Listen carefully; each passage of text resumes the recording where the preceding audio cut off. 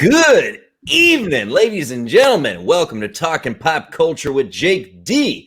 We are here tonight to discuss episode 7 of season 5 of The Expanse. And I'll tell you what, that one was a real change of pace for me. I really enjoyed tonight's episode. So we are joined this evening by Mythir, Draco Argentis. How are you, Draco? I am doing excellent, sir. As always, when streams happen, I'm in the middle of something, so I'll be in transit now. You go ahead and introduce everybody else while we listen. Very good. And joined again with Matt from Foul Ball Productions. Matt, how are you this evening? I'm very well, Jake. Good to see you, buddy. Thanks for having me. You betcha. And we have a new guest this evening, A-Dubs, who's been in the chat a few times for these streams, who is very excited to get the opportunity to chat The Expanse. A-Dubs, how are you, sir?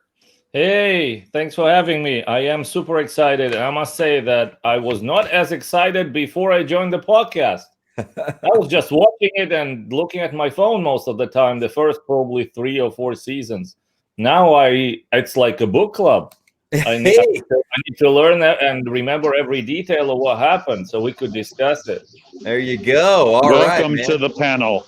We are glad to have you. See, we have got just another red shirt and his wrench with us this evening. Good to see you, red shirt. Always glad to have you here. Elvis, how are you, sir? Good to see you with us again, man. We love having you in the chat. And, of course, Max Rottenstein. Welcome, sir. And then, oh, goodness. Hello, Sentient Dildo. How are you? And hello, hello. Good to have you. Alex is with us tonight as well. All right. Sentient Dildo. Hey, it takes all kinds, my friends. That's awesome. Episode 7. Oy dang, man. So let's start off with quick reactions, ratings before we get into the in-depth recap, man. I'm going to come in on this one at an 8 out of 10. I think this one, in terms of my enjoyment of it, was a small step down from some of the recent episodes. Still very good. Absolutely did enjoy the episode. Not unhappy we sat down and watched it. It was still high quality, but I did feel like it was a little bit of a step down from the past 3 or 4 that we've seen. So where are you coming in on this one, Matt? Yeah, I don't know if I have a number rating, but it was probably my least favorite episode of this season. It was really slow. Mm-hmm. Lots of emotions, lots of talking. I mean, it honestly, as far as The Expanse goes, it may be the episode that's moved the plot forward maybe the least in its whole run. I mean, It was every scene was people talking about their feelings, which was so out of character for this show. And I remember I was like 20 minutes in, I'm like, this is kind of a slow episode, and it never really picked up. I mean, we got the one sequence with the Rossi taking on the Zemaya, which was cool, but it was about 30 seconds. And I got to tell you, I was a little bored. I found myself looking at my phone once or twice. I was just like, yeah. All right. So it sounds like you're coming in a little bit below me, but I understand why you have that reaction. Draco, what do you think, brother? I definitely seem to have a higher opinion of it than my esteemed colleague, Matt. Let's see. Okay. Yes, there was a lot of the things that we like to you see it in several other series. You see emotions in hallways is the way Gary explains it when you hear him talk about it. Now the thing is that I wasn't so turned off by it, maybe as much as either of you, but I saw the idea that we were going to turn probably, or I feel like we're going to turn Philip into a lock that must be turned, and the key to that lock is his mother. Now, I don't know if that's the case because I kind of feel like his complexity is a little bit shadowy right now, but yes, the best moment you finally get to see the Rossi out to play, if you will. And yes, we did. We did get a little action on that tonight. And you are finally closing up your closing quarters on the stories that are going on around it. So yeah, I would say probably because I want more heat. So yes, I am probably leaning toward an 8 as opposed to a 9 in this episode, but I don't feel like it moved that far down the line for me. But that's a personal opinion. That's after watching it a couple times, I was satisfied. You watched Fair it twice enough. already? Yes. I was not called away. I could watch it twice. I did watch it twice. It helps me make sure I don't miss anything. Sure. Yeah. Totally. All right. So what do you think about tonight's episode, A-Dubs? I liked it, and I thought that this was a Cedar episode. Not so much a Cedar, but maybe a setup for what's gonna happen in the next ones towards the season finale. I mean, we are relatively getting close to that and to something serious. And usually in the shows with that amount of episodes, we're going towards the climax somewhere in the 3/4, right? And then the last part of it, the last quarter, is usually the tying the ends and setting up for the next season. So that's at least kind of like how Expanse was for me until now. I felt like the story of Naomi was told better, and she's not all that. She kind of showed up why she left him. So yeah, all that part. So the touchy feely part was nice for sure. And you can't go at full burn all the time, because you're gonna have a stroke and you're gonna die. How apropos a comment. It's perfect and dead on. I agree. It I think this one will be. I think it'll help with. So, for instance, my girlfriend has been really getting graded on by Naomi, right? So Naomi was just driving her nuts, particularly with she abandoned her kid and things like that. So I think filling in that backstory, I know I felt more sympathetic to her after this episode than I had through the rest of the season. I think we were all looking for a little bit more from her. Go ahead, Matt. Yeah. No. I think you're 100% right, Draco, and you as well, Jake. I had a feeling when we got the backstory, we got the explanation, we were gonna appreciate it. Like I knew it wasn't going to be something that was empty or narcissistic, because she's been such an empathetic character. Even if when she's made missteps, it's always been in service of someone else. She's not a monster of a person. So I knew we were going to get that. I don't know. We've discussed it. I think there's just something about the way Dominic Tipper's been playing the character over the past 2 seasons that's kind of rubbed people the wrong way. She's just been a little like overwrought, I think, at times, and just kind of feels anxious and yelly, and it just kind of turns people off. But I do believe the character has remained sympathetic the whole time through, even when she made mistakes where I was like, what the hell are you doing, Naomi? Like, I still think she's like maintained her moral, center, and her, she's still a good, complete human. Yeah, absolutely. So, A-Dubs, what are you thinking? How did Naomi's background change your perception or not? So as I told you before, I started rewatching the whole show, because now after so much time has passed, and I kind of couldn't remember things.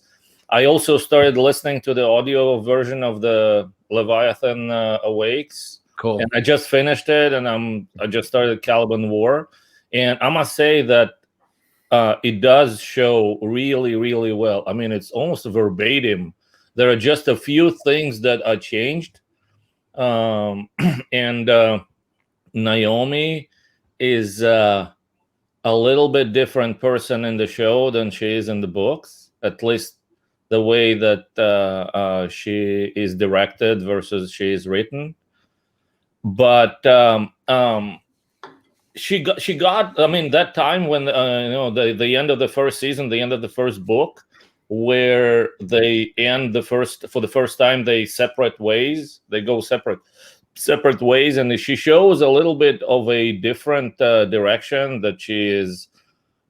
I think this was the setup for her journey to Inaro's fleet to see Philip, because she was all tough and manly at the beginning, and then all of a sudden she's becoming that weakling that is all touchy-feely, and she's like, oh, let's care about everybody. She's not pragmatic. She's not the exo. She's not the engineer of the ship. And she's like, we have to save everybody this. And you think, like, what the hell is wrong? What happened to her? She's on a period or something. Pardon me saying that. Like, no, it's a cliche thing to think. But now you understand why that happens. And that motherly, at least for me, like that motherly touch, and the fact that she never stopped being a mom, and that conflict of that she carried inside, right? I mean, the fact that she had to leave, and that's what she's saying, right? I mean, that relief that she felt every day that she's not with Marco, that's what carried her. And she's like black white right now, like switching to like every second she's flickering, right? I mean, she's Naomi of the first season at first for a second, and then she goes into Naomi of the second season. And that's pretty cool, because I think it's difficult to show. It's sometimes we have to read into the characters real deep, but in this case, they are able to show it very illustratively, right? I mean, they can actually show it. That's something I want to piggyback off of there, A-Dubs. So a lot of times in a lot of modern shows and movies and storytelling, the directors and the writers do a lot more of telling us things, right? So they tell us we should like this character. They tell us this is the bad guy. Tell. But what A-Dubs was commenting on there is one of the things that's really, really great about this show. And the Critical Drinker actually said it really well in a video that he released today. Fucking A, he did it. I want to take credit for that, because I have been busting his balls to watch The Expanse since I found You're the fourth person to take credit for that, man. I will. I will take all the. The moment I met him, the moment I knew who he was, I've been. Have you watched The Expanse? Have you seen it yet? How about The Expanse, Drinker? You seen it yet? So I want to take a portion of credit. The Drinker dropped a Drinker recommends The Expanse video today. And one of the things that he was talking about in it that I think A-Dubs really hit on right there is that they showed these things to us and we felt these things. And exactly. Show, don't tell is almost a lost art in Hollywood. And that was one of the things that Drinker was talking about, that this is... I mean, he kept saying during his 9-minute video, why can't more shows be like this? Why can't all shows coming out of Hollywood be like this? Because look at the panel of guys that we've got talking about this. We represent the East Coast to the West Coast of the United States. Look at the chat. We have got people in the chat from Europe. We've got people in the chat from North America. We've got people in the chat from South America. And a couple of folks are pretty gosh darn close to that Europe-Asia line. So we got 3 or 4 continents represented on just this little discussion about this show, because it's that good, because they show us and they let us feel it, which we don't get. Something that Drinker said that really stuck out to me was, it seems like it's in a show written by adults for adults. Yes. And I was like, "Fucking A!" That's yes. Sorry for the cursing, but we're good. We're 15 minutes in. Okay, good. So, but he was right. Like that's exact. Like I was thinking that exact. That's what I felt that. When he said that, I was like, yes. Like it's mature. It respects the audience. It doesn't spoon feed you anything. If you miss it, that's on you. Pay attention more. Is like the subtext, and I love that. I wanted to add to that the reason for that writing is because it is actual writer of the book. Right. They're in the right. So when you're staying close to the text of the book, the scripts are coming out great. They are cutting really a little bit of the corners just to make it more cinematic and make it more or less capable of actually producing the show. Sure. Right? 'Cause some things are not possible. But when you stay close to the book text, the show is going to be good. I always observe that on Stephen King's how's it called? Film. Adaptations. Yeah, basically they are so close, and that's why a lot of those are either mini series, right? Like the first version of The Stand. And I'm sorry that I'm bringing the second one, right? But that's the thing. The moment that they step away from the text of the book, and people who do that rarely understand what happens, we get a shit production. We get the new The Stand. We get the new trilogy of Star Wars. We get all that stuff from people who don't understand what they're doing, in my opinion. And that's a thing. You have to give credit to the authors of the book too, like the James S. A. Corey, Type Frenick, and Abraham. I forgot his first name, but those two guys, you have to give them credit because a lot of novelists don't understand that like the storytelling in a script is different than the storytelling in a novel, and they get a little precious about what they wrote, and they have trouble adapting. And these guys, you can tell either they had the skills or they learned the skills and the ways to adapt their work into a cinematic like piece of art. And you can tell that they care and they nurture those instincts. They nurture those skills to make it better. Yeah. Yeah. And I got to agree with. There's also. Go ahead, Drago. I would just wanted to add of that. There's also now A-Dubs hasn't gotten that far in the books. There's also the possibility that they were having their own issues with being able to maintain their ability to tell the stories without putting a platform on it. But there is certainly evidence within the shows that we have seen so far that not only are they adhering to some of the best qualities of the books, but they're making improvements along the way. And it is a significant hope based on what I have heard about the novel after this, that they will continue to make those improvements regardless of any other personal issues that might come into play when you're writing. Yeah. Yeah. And I mean, everything we've seen on screen suggests that they respect their audience as well as their material. And up to, I mean, all the way now through almost the end of season 5, these guys, particularly, and I got to agree with Senshin here, with Shankar overseeing everything, because Naren Shankar is, he's masterful in what he's doing. Masterful is the word, Jake. Yeah. We did. Yeah. So we did get, I got to agree there was a lot of feelings in spaceships tonight. We shouldn't pretend otherwise. But it was a lot of necessary filling in blanks that we didn't have yet.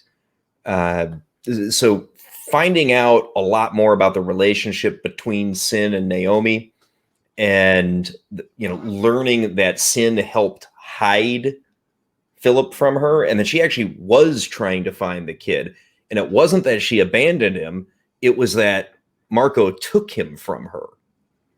That was a significant revelation. That absolutely. I will say though, the thing that kind of bugged me about a lot of the backstory and a lot of the feelings in spaceships is that it really was tell not show.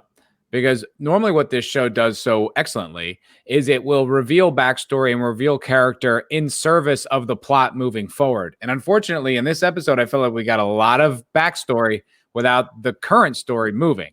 I mean, we're almost at the exact same spot that we started in as when we ended. It's like not a whole lot happened really. I mean, I agree with that statement. I think that this revelation that he hid the boy from her was not so much to move the story forward, and not even for the benefit of Naomi, because we know she was not looking for him.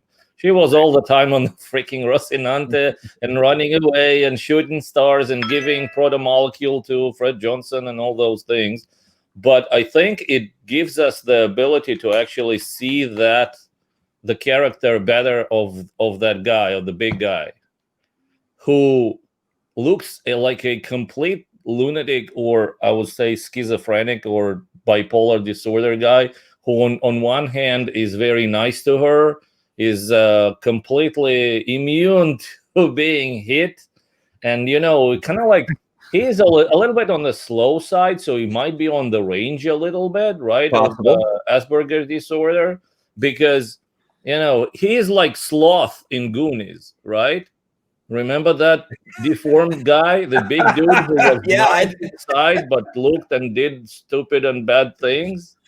So I think he's kind of like a parallel to that character, maybe. And I think that revelation helped us, helped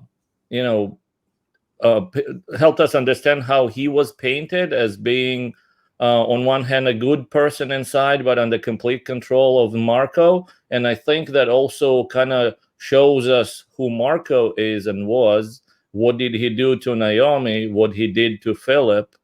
And that kind of ties in to I think the climax when the bad guys are going to be punished, and the good guys will prevail, and mother and son will reunite, and he will understand that now he's free. And he might, they've been telling us how Naomi is abused, and we might very well understand that the boy is abused as well, because Marco and Philip have a textbook relationship of an abuser and an abusee, right? So like the fact that he's so proud of him and this and that, but any second you are worthless, you're nothing, and you will do whatever I say. Yeah, no, that's a good observation, and you're not wrong, not at all. There's, and we had that both shown and told to us in the episode tonight, where examples of how Marco's been a master manipulator over the years, and how he's flexed his like that guy in Germany in the 30s and 40s, right? He had an ability to manipulate people and to a lot of gaslighting, a lot of twisting things around to get people to see things the way that he wanted them to.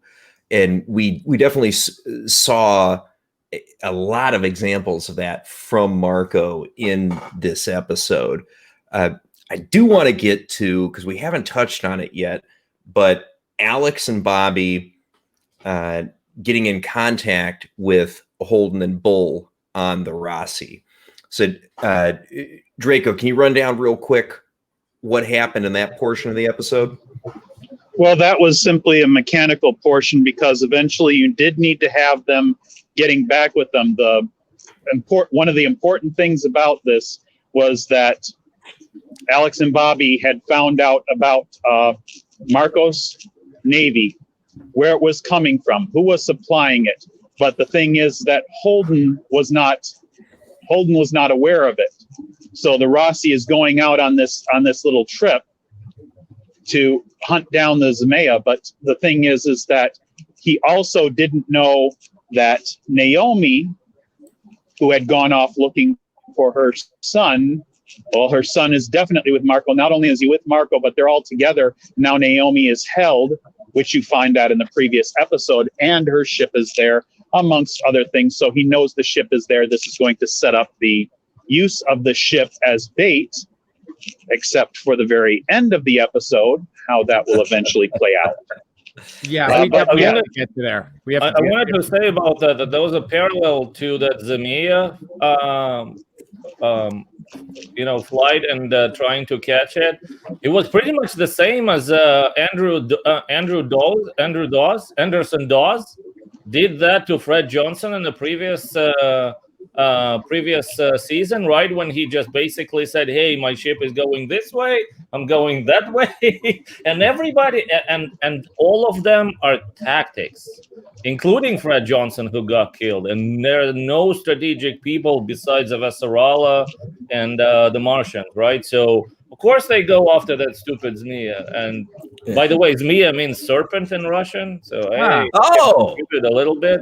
see, and this is why You our might as well tell international us what group is important. Chesmoya means as well, or Chesmoika.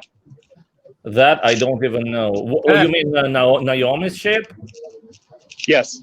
I don't think that's a Russian word at all. Ah, okay. That's Russian. Well, Well, one thing that I did want to address, if that's okay, and you tell me if we can do that later on. So a couple of technical details that I'm looking and comparing and how they are presented. So one of them is the juice that we talked about before. The way that it's described and what does it do. I think they kind of did better than the book. The way that they show how the juice floods in. Remember the movie with the movie called The Abyss, where he goes really, really deep and he cannot sustain that pressure, so they fill his suit with special solution that goes into his lungs as well. So I think they kind of made a parallel here, because the way it's described in the books is just, you give you a few injections and they kind of prevent some deteriorations, but nothing. All of those things are chemical and physiological. They are not physical. And I mean, one of the greatest things about Expanse is that it doesn't take us into Star Wars where everything happens magically, but tries to kind of keep us inside the solar system. Everything is super slow. All those burning fires in the engines, they are not really going that fast. So I think that the juice part is really nice. And one other thing that made me think, and I think was a plot hole, was Alex's abilities as a pilot. Remember at the very beginning in the first season, they tell him fly this thing. He's like, I was a commercial, not a commercial, I was like a cargo ship's pilot. I was not. And now he's flying this F-16, F-22 style Rocinante, right? Which is a I don't look at that as a plot hole. I look at that as like, it's kind of like he never really got the chance to step up and really be in the shit, if you will. Like he, just was a shuttle pilot, and now, like, because he says that he describes like why now how he feels so alive flying the Rocinante. It's what he needed, and I think it's just an evolution of his character. It's like kind of like a Rudy.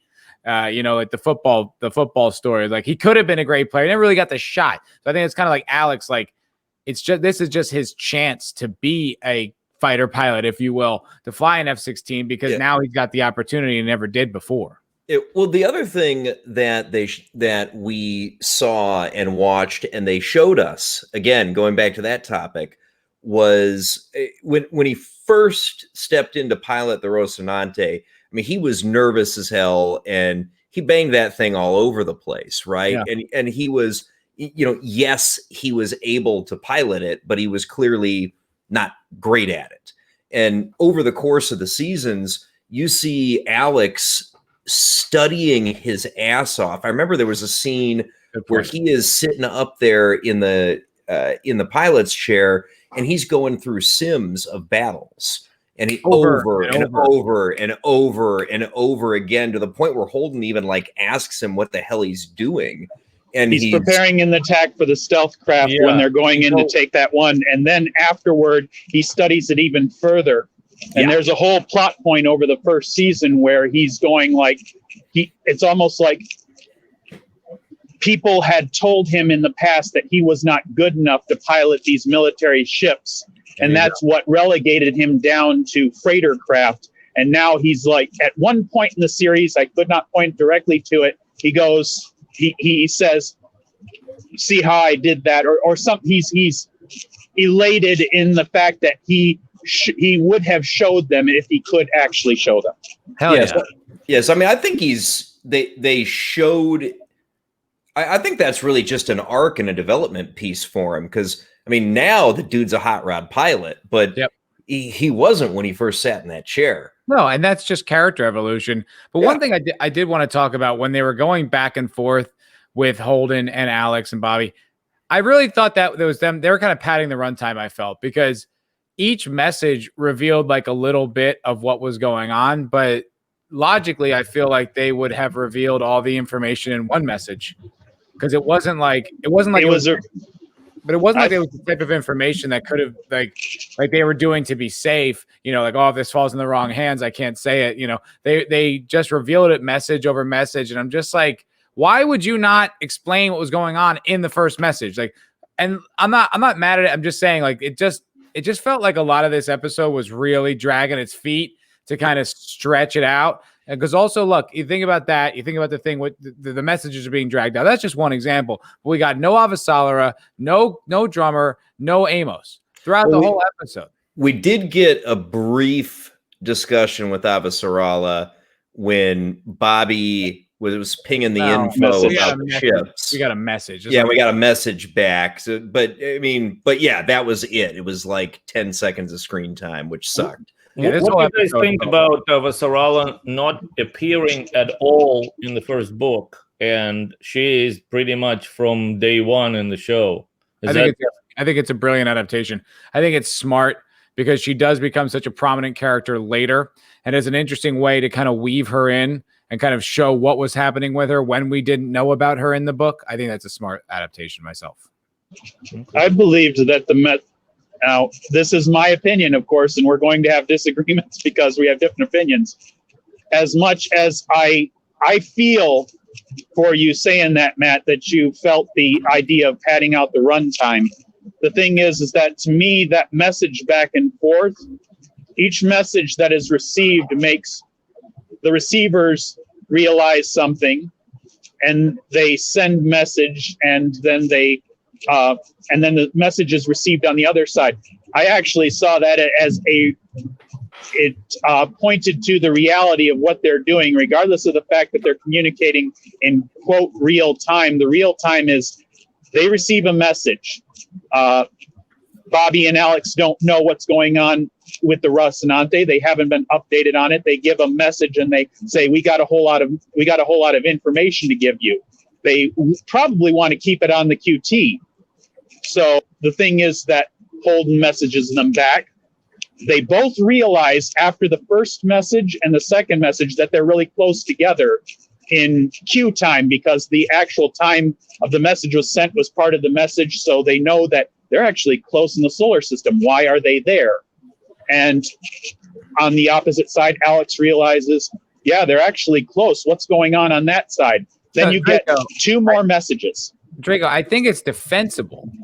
I'm not saying it's egregious. I just think from a writing standpoint, it's inefficient. Like, it just you could have covered. I thought it was appropriate. I just feel like you could have covered more ground more efficiently if you were trying to. My point of view is that I would have picked it apart for why are they supposing this information?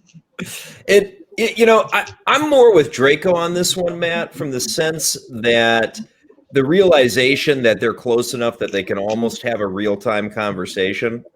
Far enough apart that you can't quite do that, but because I still want to defend Matt. I want to give him his forum, because yes, this, with all of that discussion and all these people talking about why they did these things, the show is long in terms of exposition, all these things that are happening aren't really moving anything forward in time value and plot value of the show. They're reorienting pieces on the board, and that reorientation is taking us a long time. It's one of the things that takes us down a step. Like, I get all that. I think, and I respect it. I just think it's like, if it was one of those angles, all right, it just felt like it was the whole angle. It felt like it was the whole show. Like, yeah, a lot of that could have been accomplished in other ways, and it just seemed like they took the longest route to get there on pretty much every front. So to me, that indicates that this episode wasn't really meant to be much more than kind of a place filler, in my opinion. Perhaps. I mean, personally, I liked the interaction that they had between Alex and the Rossi. And what I liked about it was kind of in real time, we saw them reacting to learning some important information about just where all those pieces were. Which they actually edited it in real time, and we think that's several minutes. They sent that message, that's minutes. They sent that message, and go on with your explanation. Yeah, so when you realize, oh shit, he's close enough that we might be able to work together here. And Alex, of course, has the realization, oh shit, the Rossi's close enough that I can give them information they can actually fucking do something with. Because if they were, Mars and, out somewhere in the belt apart from each other, I mean, what good is Alex sending him that info going to do him? I understand in an immediate sense, right? From a story point of view, what does any of that accomplish? Showing that your pieces are moving about in different places on the board where they're not supposed to be, and furthering the point that things are happening that not everybody is aware of. I understand that, but you could have highlighted that without taking that much time. That's I think you could have accomplished the same point without it taking multiple minutes of screen time. Yeah. I think this was done though on purpose, right? I mean, Matt, that's a setup. That's the setup. It accomplished for them two goals. One, to set up the figures before the actual serious moves, and two, it reduced the pace on purpose. Specifically to create those ups and downs in the show. So I wish Ty would speak to this in his little meeting with with Wes tomorrow, because I'd like him to defend this point, especially since there are probably lots of people out there that feel the same way Matt does. It just seems out of character for this show, because something I thought they'd done so elegantly in the past is being able to accomplish all of the things you guys are describing while moving the ball down the field. And I just feel like the ball didn't move. And it's like, as great, as interesting, as interested as I am in all these details, they don't service anything greater. And that is kind of a flaw, in my opinion. True. But also remember that you have a lot of shuffling that happened, right? I mean, you don't have Fred Johnson, you have the other guy. I don't even know his name. You have Marco Inaros. No. The guy who took over and is flying with Alex. Bull is his name. Bobby. No, Bull. Bull. Yeah, Senator Morricone. Flying with Holden. Yeah, in place of Alex. Okay. So I wanted to ask you guys if you can tell me, where did Naomi jump at the end? And what was the story? This was like Star Wars new trilogy thing where Leia is flying to the next ship. That detail where they do not immediately turn into ice figures, completely stopping to move, and they're kind of like playing in space the same way that Schwarzenegger played in Total Recall on Mars when there was not enough air. That's bullshit. Of course it is. It's not. It's not. You do not blow up in space. I'm sorry. And you don't freeze. You are not either. You don't. 30 seconds to a minute. Yes. But that's what they showed. Like her eyes were kind of boiling, and that does happen. But she had some kind of after she injected herself, didn't they? She had a hypo and injected herself with something that was probably a rescue fluid. We don't know this. This is one of those things, just like the fluid that they use for hyper-G maneuvers. It's a super science. It's an idea that we've gone further. We understand we can pump the body up with fluids, with adrenaline and other things to keep them going under high G maneuvers. We can hit them with something that will keep the heart going for a little bit longer, or if you have an exposure, this will rescue you immediately after. But that's just like you said, A-Dubs, this is them trying to explain, giving us reasonable science explanations to get from here to there. Where did she jump, though? What was her destination? She jumped to the Chetsmoyka. Now I'm going to screw up. She jumped to her ship. Yeah. The ship that she was trying to give to Philip to run away in? Yeah. The Chetsmoyka. That, look, I have no problem with buying that at all, because I've done the research, and because I always was curious about that, because that is what happens. You do have about a minute roughly 30 seconds to a minute of time that you can travel in space without dying. And there's like starting, if you take like a big breath and you keep your eyes closed, lots of things you can do. That doesn't bother me. What bothered me is that it was very reminiscent of Leia flying in space. And I was like, you don't put that image in our heads. And you have to imagine you share audiences with Star Wars. I mean, it's a little, I hope there was no deeper meaning to that. I hope there was no like kind of middle finger to the fandom there. Cause that's a little like, I don't know why you would remind us of that movie intentionally or unintentionally. It's a bit risky in my opinion. So I wanted to say, to respond though on the Chicxulub name.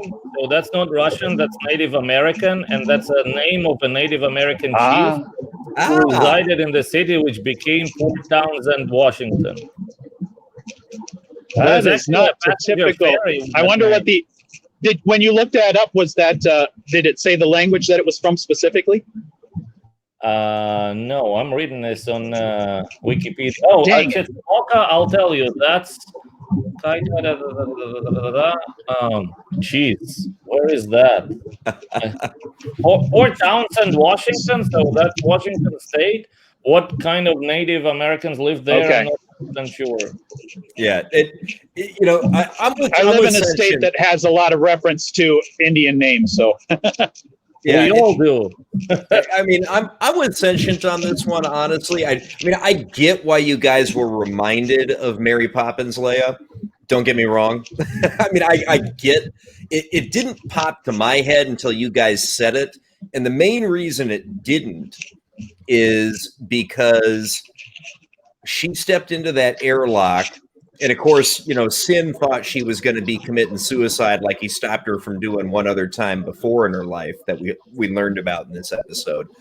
But she stepped into there, and she had that stim with her, right? And she's making a fixed distance jump, and she's got the plan, right? So whatever's in that stim somehow helps delay the effects of the vacuum on her body, which, hey, they've also got juice to prevent high G issues, right? So I'm willing to believe that.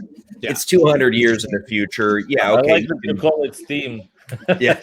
I would also break it from this. She's jumping from an explosive, basically she's jumping from atmosphere into space. Assuming she actually survives the jump, she's got to get inside the other ship. And part of this is, remember, the most significant issue is in the Leia, Mary Poppins, blah, blah, blah. She actually is expelled into space. She spends some time there. Yeah. Suddenly she wakes up, force talents herself, which is not my biggest problem with it, because if you've got force, you can push, you can provide acceleration.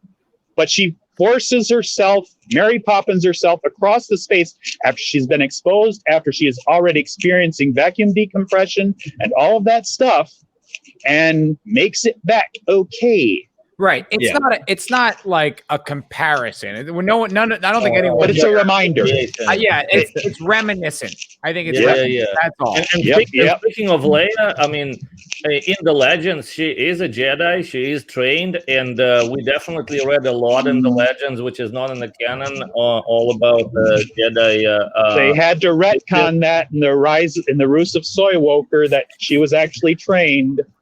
Because the new Disney was walking that back, and they walked it back to she was not trained, and then suddenly she is trained in the third movie. Yeah, I think we can pretty much all agree there's no credibility in any of those films. Let's forget about that. No way. Yeah, let's talk about stuff that's good. Let's say yes, please.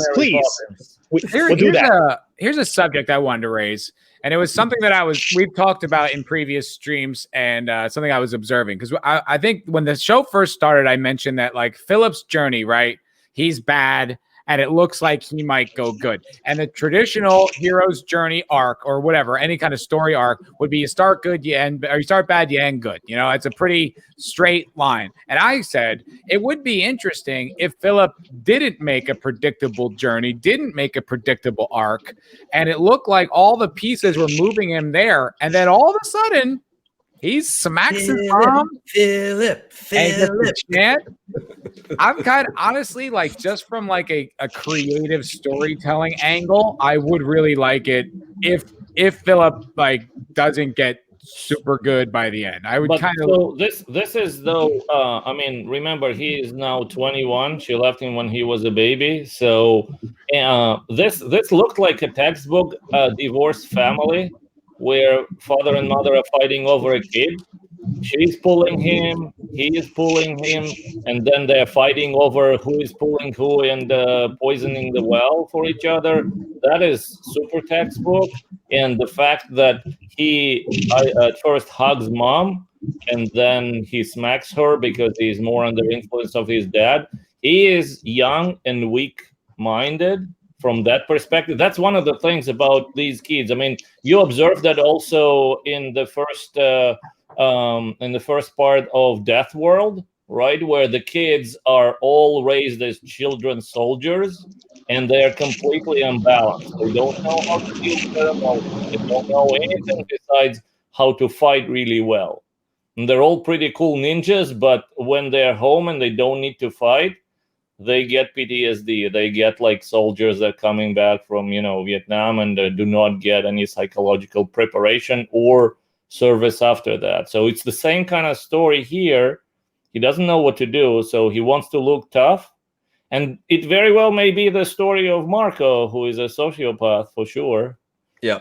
And Elvis makes an astute observation here in the chat. And it's, that Philip's not bad, but he grew up with his father and he's going to stay by him. And it can only end tragically.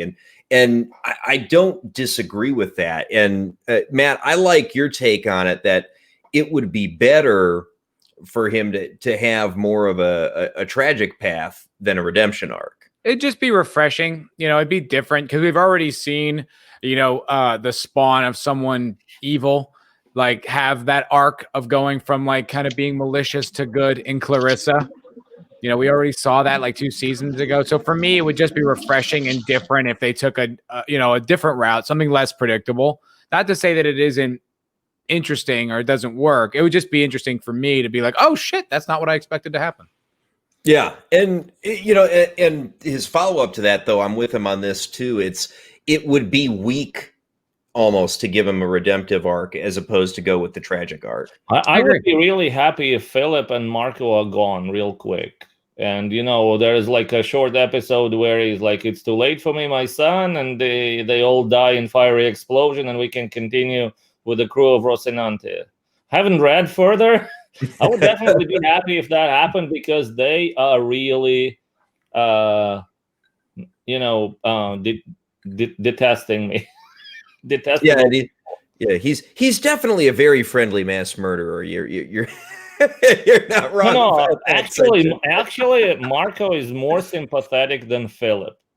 Philip is just doesn't connect with him. I cannot stand him. Fuck Philip. He's a douche. Min Morph makes a good point. I mean, he's a cult leader, right? With Marco. 100%. Absolutely. That's what he is, unquestionably. Can I offer? Do we lose Draco? Oop, I think we may have lost Draco. He might be switching over. He might be going from car to house. How does Elvis know everything? Is he in the future or in Europe? Just 8 hours ahead, 7 hours ahead? Can I want to offer this observation and with no judgment, just like what you guys think of it. Not bad or good. But this season in particular, it feels a little small. It feels like a lot of pockets, like things happening in very small, contained locations. And they're all like this story's happening here, this story's happening here, this story's happening here. And while they're interconnected, it doesn't feel as expansive as it's the other part of it's the other meaning of the word Alexa. The story expanding into the world, the entire world of the Expanse rather than I just feel like in prior seasons of it. I just feel like in prior seasons I had a better feeling of what was going on in the system, and right now I feel like I don't. I feel like I'm following a lot of characters very closely and very intimately without having a grander Right. impression of what's going on. Now that doesn't mean it's good or bad. That's True. just what I'm observing. It's like this episode, it really hit me. I was like, huh. There are a lot of side quests for sure. So at first you had a campaign, well, very linear storyline. You just go and you open only one door. There's nothing else to open. And here in this episode, in this season, it looks like, it's an open space and you can walk everywhere. And it doesn't necessarily it's not necessarily going to be interesting in those spaces. Yeah, just some things are going to be there, but that's not the main line of the plot. Like in season 1, like you had a tenor of like what was going on with the people of the belt, and you had a feeling of like what was going on with the people of Mars. I feel like I have no idea what's going on with any of the greater populations. I know what's going on with my little pockets. I know what's going on with the people I'm following, but I don't know if the belt as a whole is behind Marco. I don't know what the people of Mars feel like. I don't know really what's going on at Earth at all. Like, I feel like there's so much disaster going on. We're not getting a glimpse of any of that. And it's different. It doesn't mean it's good or bad. It's just, I feel like it's different. It just feels like this show's a little smaller than it has been in the past. Good or bad. That's an observation I've noted. I mean, I can see why you're feeling that way. And I definitely see where you're coming from on that. And I think part of that may be because of what Elvis is saying, where the Marco storyline isn't going to close out in this season. And I'm beginning to absolutely agree with Elvis on that. Now, people who've read the books obviously know whether it does or not, as compared to me. Please don't spoil that for us. So, and Elvis is basing it off watching the shows too, and I think he's making a good argument in support of what he's saying, that this does not get closed out this season, because I mean, we do only have 3 episodes left, right? And to Elvis's point, Mars is aiding the belt. The belt is delivering the proto-molecule back to Mars. Oh, hey, we got an answer to our question about where the funding for all this shit is coming from. So that part I missed. Where did that come from? Just speculation. It wasn't really an answer. It was speculation. Yeah. It was kind of like, okay, so yeah, you can't buy all those ships. All those ships are Martians. You don't, and apparently they're not buying them. They're being just delivered to them, or something. Mm-hmm. We don't quite know.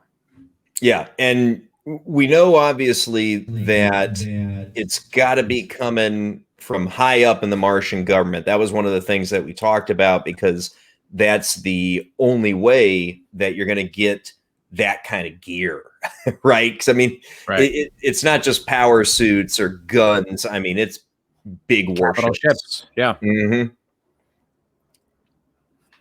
Which was interesting to see them. It is interesting to see the pieces moving forward. I mean, now that Bull and Holden have more of a greater insight as to what's going on with Marcos's Navy and the scale of the threat that they're facing, I think it is interesting. I still feel like a lot of the pieces didn't move on the board overall, and it was a bit of a letdown for me, because I'm like, I wanted, what's going on with Amos? What's going on with Avasarala? What's going on with Drummer?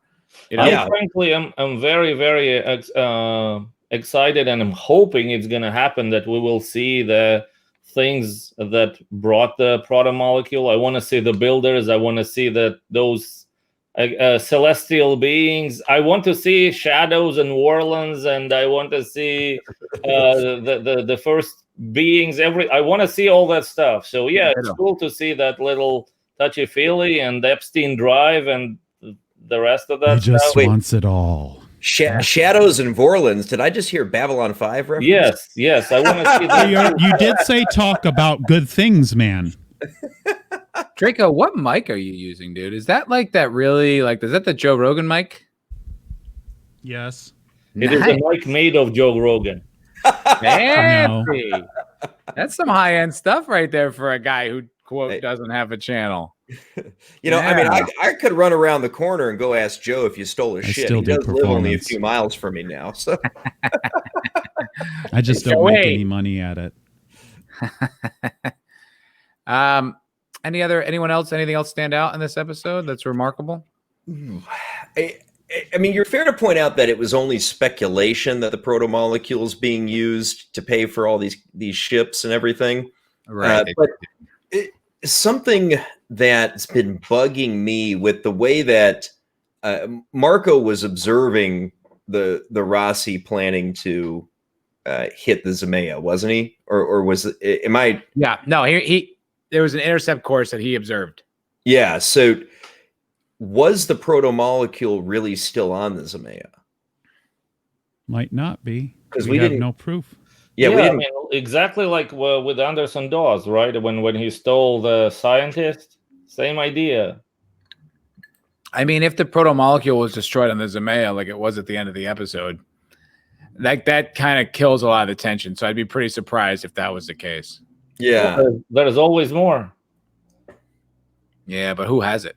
They had to do that big risky, operation to steal it. So why, it must have been a what do you call like a God, I can't like an illusion, like a feint, like a misdirect. Yeah. Misdirection. Well, that might very well be the case because if that is a possibility, this could be because Marco is keeping his cards close to his chest. He's probably playing all angles, and he's not telling everybody everything. I mean, this is my biggest issue.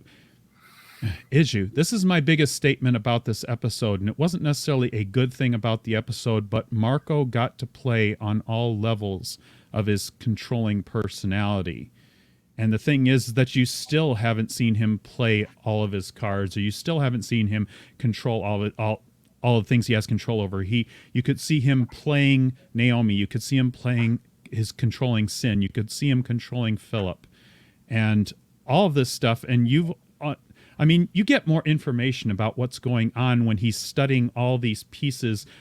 His eventual use of the Chesmoka to hit the Rossi, he was planning at the end of the last episode. Yeah. In this episode, you don't know why, but he's looking at the disposition of a couple fleets, and he's also observing the 2 UN vehicles and the 1 Martian vehicle that are patrolling the ring. And there's no reason for that except to set up something coming up.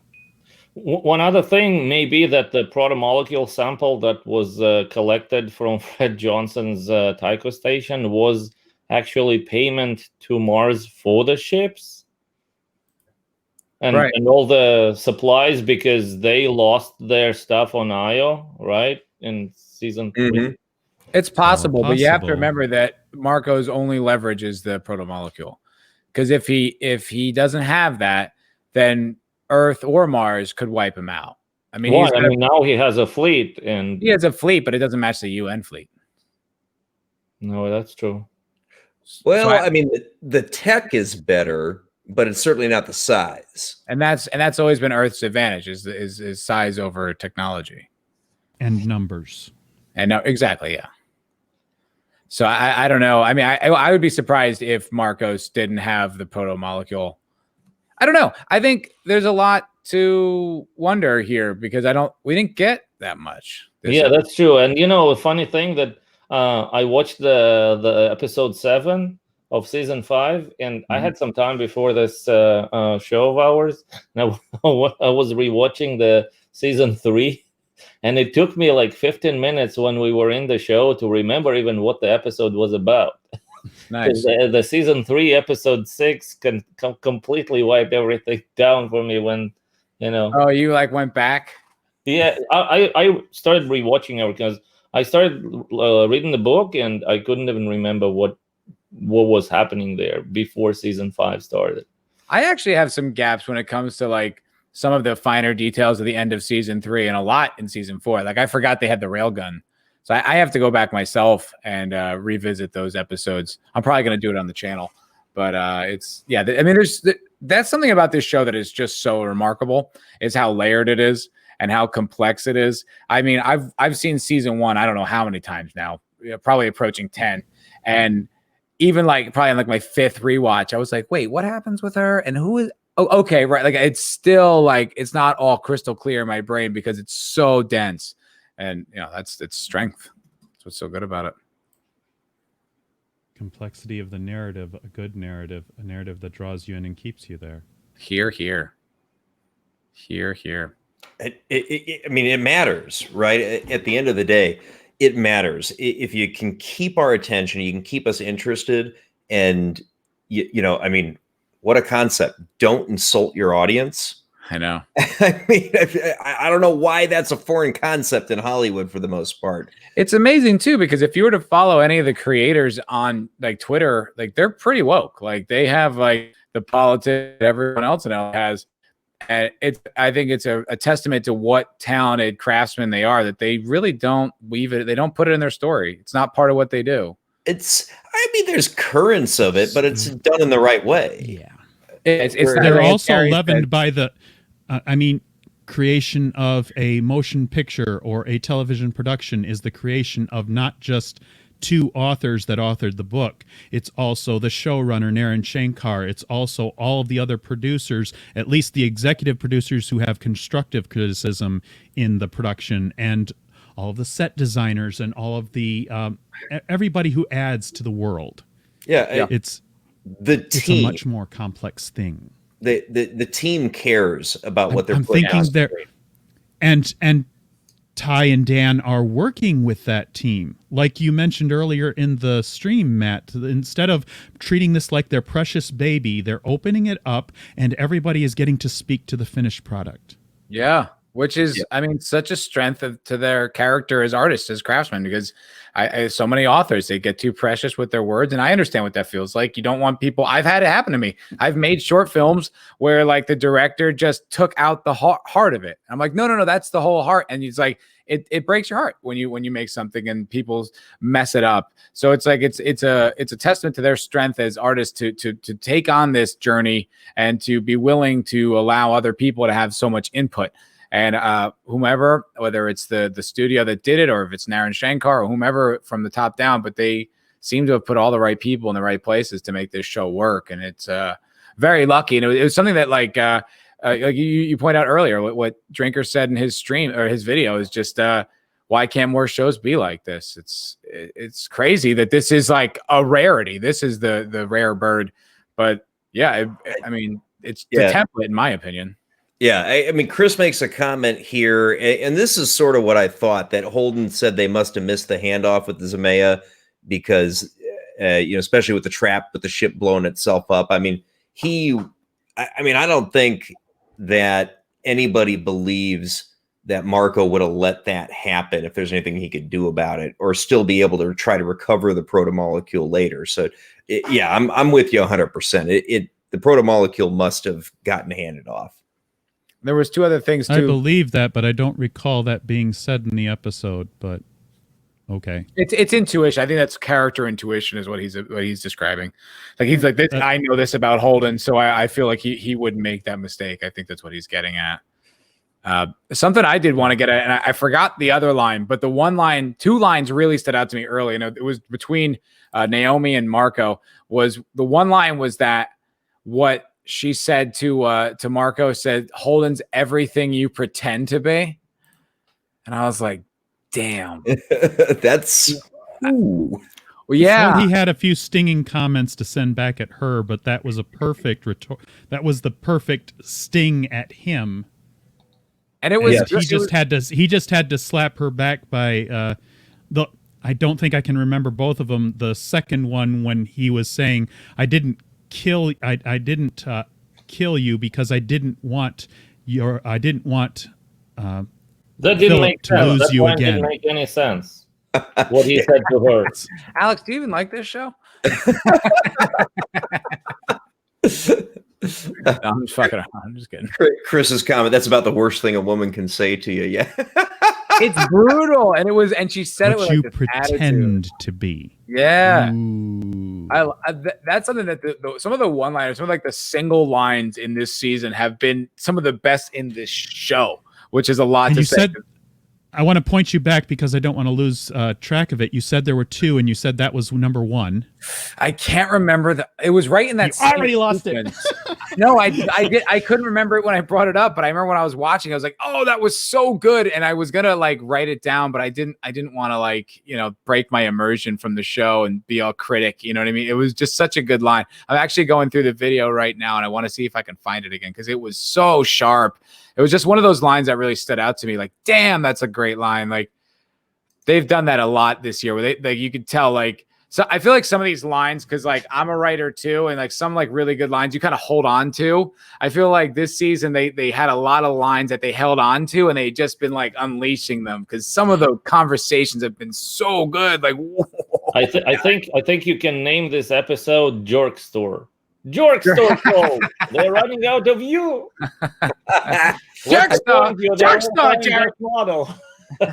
Yeah, I'm with Chris though. My favorite line in this entire series is this one that Chris said, "I am that guy." To me, that's still my favorite one-liner in the whole show at any point. My favorite one from this season, son of a bitch out. My favorite one from this season is Bull's line, where just like, what your problem is, that you think just because someone's an underdog means they're right. And I was just that was a good one. Wow, that is a good one from last. It's like episode. a life lesson. Yeah. Was that it was the first or second episode of the season? I know it was in that first drop. I hope they will not cancel the show because of this. I know, right? I swear to God, man. Like, that's why I wonder. I'm like, what are these guys up to? Because it's like they take this villain, right, who's got this kind of cause, but he's a mass murderer, but he's fighting in defense of racism. It's like, what are you up to? Like, I'm like, that's a really curious, because you'd think that's not allowed. Like, you can't make someone who's fighting for injustice or anti-racism or whatever to be the bad guy. That's what the platform says that is not allowed. Exactly. That's where they are not letting the platform prevent them from making good cinema. I know. Isn't it great? It's awesome. It's so great. It is, man. It's yeah. That underdog line was. Everybody is quiet, can't speak now. Like, shit. We should be careful about what we're gonna say next. Oh man. So where do we think we're going next week? I mean, we better be getting a heavy dose of Amos and Avasarala next week. If I'm being generous, and I think it's fair to be so, I think we are going to get a lot next week. I think that's kind of what this episode was, a little quiet before the storm. I think it's kind of, we're going to hold off. We'll move the ball here. We'll get some emotional stuff out. We'll buy us some time. And then I think they're going to drop it a gear and really push it down to the floorboards. I think that's what we're going to see for the next few episodes. I don't know exactly what, but I think it's going to get ramped. Because, I mean, Holden is now involved. Like, he's not just, a victim of this. He's making action. He's out in the belt. He just destroyed one of Marcos's ships, and Marcos knows it. And now Naomi may have her own ship, or whatever the hell is going to happen with that. So I think the action's going to really pop off next week. That's my opinion. Yeah, and we could get a fair dose of Amos and Avasarala, because it wouldn't be shocking if Amos had to pop up to Luna to hitch a ride back out to the belt. I think that the fact that they kind of distributed them and separated them. So Amos is with Clarissa, and Avasarala is another place. Everybody's in a different place, and specifically the crew of Rocinante. It's kind of like for me is an association with Two Towers, where everybody is going on their own side quest, and in order to converge at the end and prevail again, like old times, prevail like Three Musketeers or whatever over the evil. That's something that where we are right now. So we have to wait it out. We have to persevere, I think, until they are again together and they're kicking butt. And so it's gonna drag for a bit. I mean, it's gonna build up. It's so like how Clarissa is super powerful, and it's pretty cool, because on that particular plot line is Amos, who is like the strongest guy with the least conscience on the crew of the Rocinante, all of a sudden is the guy in the duo who has less power, less physical strength, and more apparently emotional attachment. So that's interesting to see how that's gonna go. Yeah. Chris is asking some interesting questions about what may be coming to us here. So, I mean, specifically about, now that Naomi made it to the ship, what the hell is she going to do? I mean, can she fly that thing herself? I feel like she has to be savvy enough. If she's an engineer, I feel like an F-18 mechanic might not be the most savvy pilot, but I think he'd know how to fly it. Yeah. We already know that Naomi's skills she's beyond her skills when they discuss her at the beginning of the series, that there is no reason that she should be on an ice hauler with her skills as she is rated at the beginning of the show. So what she is capable of is probably considerable, and now there's no one to stop her on that ship. She just has to recover from her deep space exposure. Yeah. If she planted that code in Marco's ship, that would be cool too. The Kobayashi Maru, what is the name of that thing? The Augustin Gamera. What was it? Gamora. Augustin Gamera. Why is Gamora? Gamora. I was thinking too, my first thought about that was like, oh, well, why isn't Marco just going to blow her up? And it's like, probably because Philip won't let him. I don't know what Marco would do that Philip can stop him from doing, especially since Philip's been cocked. Philip has basically been said, oh, and yes, we're going to tell them all about how you destroyed the Rocinante and you recovered the protomolecule and you did all these things. No, you are who you are because of me. Mm-hmm. And I did all these things, and everything you are is because of me. And so then just like he's, as he manipulates him further, as he says, as A-Dub says about, he is this person who's already been leveraged. He is twisted back around to say, so I've just slapped you and slapped you down hard. Now I'm going to caress you and pet you and bring you back in. Welcome back. That's the beauty of this episode, I think, because if we think that this was happening before Naomi arrived, and there was absolutely no counter thoughts in the boy's mind, now that she talked to him, the way he looks at the father when he says these things to him, he sees them in completely different light. And I think that's a setup for him. So like, okay, now I'm going to be lookout, and I'm going to kill you in your sleep like Palpatine killed Plagueis. He's definitely got a more complicated path now because of those two things warring in his head. Yeah, I don't know what's going to happen with Philip. Like I said, I don't. I just really hope it's not the traditional like, oh, he's going to become good. I just hope it doesn't. But this is where it is. This is where how you were explaining. You don't want something that you've seen before.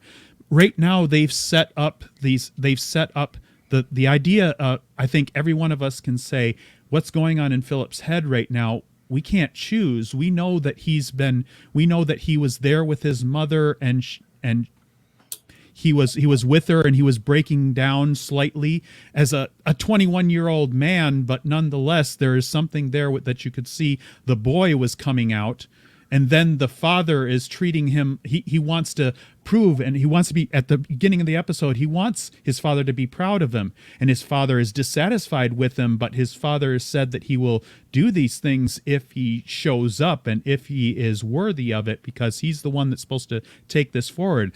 Now you've got now you got a person. Philip is on that. Which path is he going to follow? Is he going to fall down? Is he going to choose a path? This is well-designed characterization. I agree. I do agree.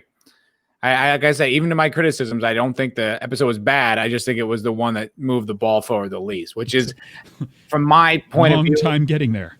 Yeah, just as a storyteller, exposition. As a fan, to me, stories first, everything else is second. But I think they're buying themselves a little time, and I think the next 3 episodes are going to be like, the Super Bowl. Yeah, it's amen to that. Amen to that.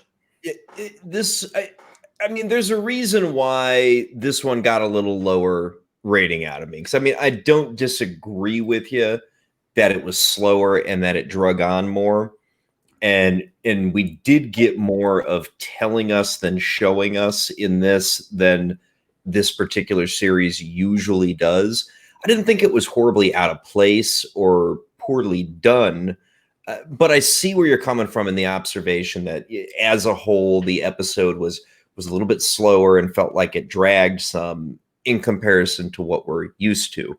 It was just a lot of scenes, like you said, a lot of feelings and spaceships. I mean, it was like kind of scene after scene after scene of that, which was, it started to I noticed it, and it dragged on me a little.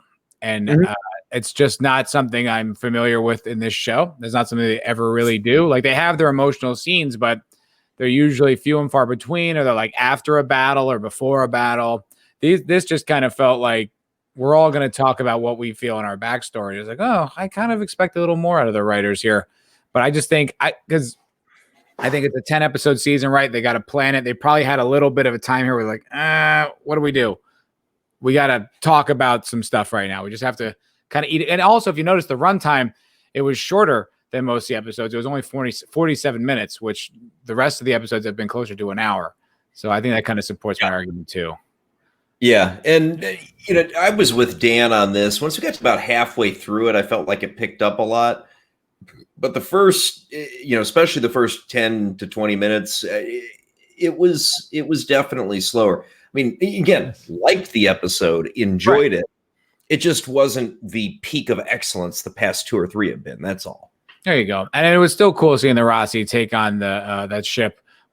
You finally get to see the Rossi take on something. Where have my miniguns been? Not to mention, Railgun finally got to kill. Yes. And what do you think? Do you think that jammed PDC is going to have any future consequence? They're going to fix it. That's going to be its consequence. Ideally, they fix it. Yeah. Yeah, I mean, obviously, but I'm just saying, like, I wonder, because it came up in the episode, but it served no purpose. So I think it did. I think it served to ratchet up the tension of the scene and also show you the weakness in that particular defense structure. Yeah, and they had to get it rotated a bit to get the other gun to be able to engage the last 2 missiles. So I mean, it was mainly which also highlights Bull's tactical prowess and piloting skill to understand what is happening and what he needs to do. And I think how sophisticated the Martian torpedoes are. In what way? That they can hang around the ship for a bit? Just that they have like programming to evade traditional countermeasures. Like whatever your first defense is, you have to go another level or 2 with it. It's kind of like in the first season when the Donninger was facing the like Joel P.R. Miles ships. They were more sophisticated than they were expecting. I think it's something like that. I think we're kind of like, these are Martian torpedoes. They aren't just like Earther torpedoes or Belter torpedoes. These are the best in the solar system. Yeah, absolutely. And what we got with the engagement with those point defense cannons to taking those out, I mean, that was visually a badass scene. Here. I mean, the way Bull throws the Rossi into a spin to help it engage this. I mean, it was a spiral of missiles coming at them. Yeah, it looked so cool. That was good, man. Yeah. I loved it. I liked seeing guided and deployed so that they couldn't be wiped out by their first salvo. Mm-hmm. And I liked that the reporter woman was like, "Oh God!" Like she realized for a second she was out of her depth. I thought that was interesting too. Well, that also carries from the idea that she was so gung-ho to get on the ship, and Holden's very first retort at her is that you realize we're going to be going into combat. We have to be ready for this. She says, "Yeah, sure, I'm ready." They said the same thing to Miller. Remember when Miller was supposed to fly, and Fred Johnson told him, like, "Dude, what are you going to do there? Don't go." I was like, "Yeah, I can do that." Well, Miller wasn't ready for it, but he got on board as soon as he was there, so he showed up. Yeah, nobody would tell Miller what to do. I do miss Miller. No. I miss Miller, man. Hail Miller. Yeah, I wonder if he'll make a return. I still want him to return. I feel like he might return. I don't know. Season 4, I feel like it may have killed him permanently, but he might make a return in like the subsequent the next season. He could show up because we are not necessarily done with the idea of who were the enemies of the builders, and Holden has got this reprogrammed brain. We don't know yet, but you probably need proto-molecule to get it to happen, so they'd have to include that. Mm-hmm. Maybe. I will just say, just as a fan of the whole series, I feel like in some ways this is sort of a step back this whole season. Not to say I don't enjoy it, but just that it's everything was. I felt like the first 3 seasons were moving towards this is a complete misunderstanding of the proto-molecule. It's this whole grander thing. It's not a weapon. It's all this stuff, and now it's kind of come back that it's sort of it's back to being a weapon. And it's like that's because the platform changed, right, from Sci-Fi to Prime to Amazon Prime. Well, like you said, it's the same authors, same people in the writers' room. It is. But and we still have the same showrunner. Shankar's been with it all the way. Okay, maybe not then. I mean, coincidence. Executive and realistically, did shift a little. That realistically, the proto-molecule unemployed is simply a threat. After all, it's like a nuclear deterrent. It's the threat of unleashing the thing rather than what the thing actually is and capable of doing. I mean, functionally, what it was supposed to do in our system, in the storyline of the show, has occurred. Yeah. It set up one of the ring gates that never got built, that never got added to the system.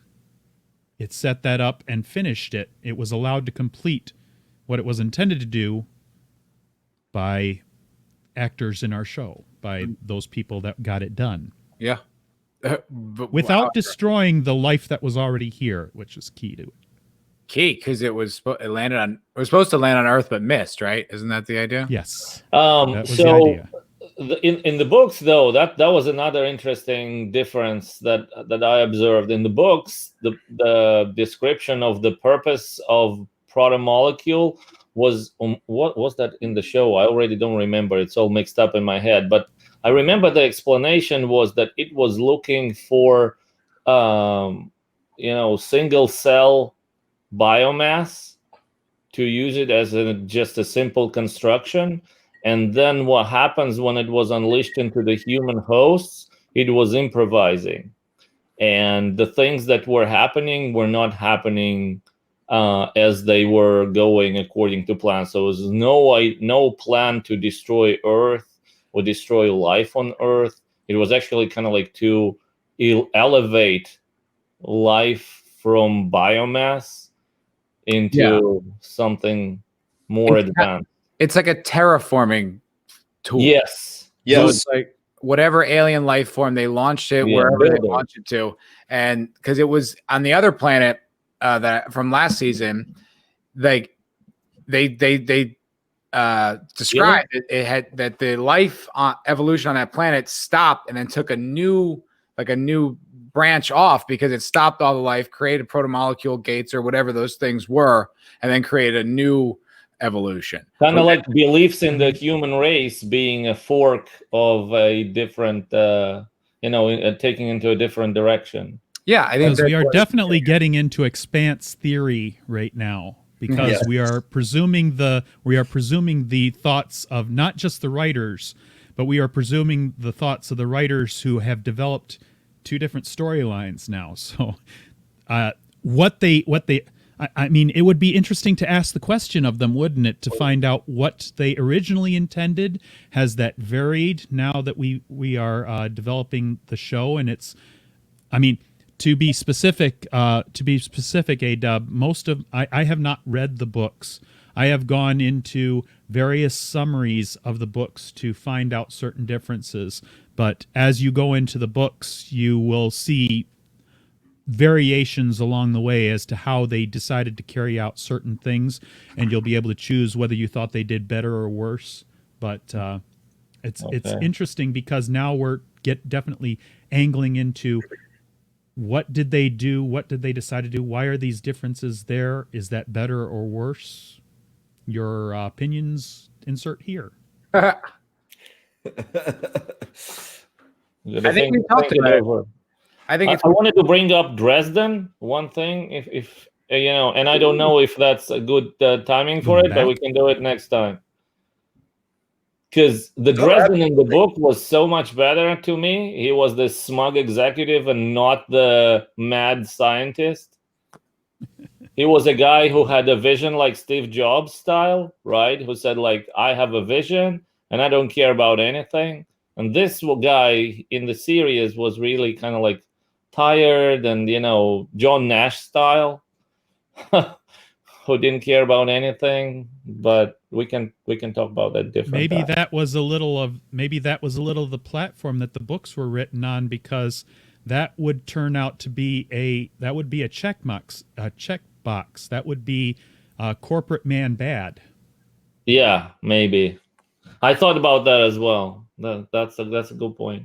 To Chris's question, I don't know, unless it comes in as some sort of grand like Deus Ex Machina to impact the story. Nothing has been leading to believe the ring gates have much to do with this story, other than the fact that I think Marcos's plan is to go through them. Yeah, I mean, he did bring it up very early when he was delivering his manifesto, but just in the sense that, hey, they're ours. These belong to the belt. Yeah, even though they can't utilize any of the planets that are on the other side. Yeah, and There's also storyline that takes off from this that is something that we haven't seen yet, and it's not being discussed in any form that I have been able to decode it in any of the episodes so far. You know, it's funny. My mom watched our last stream.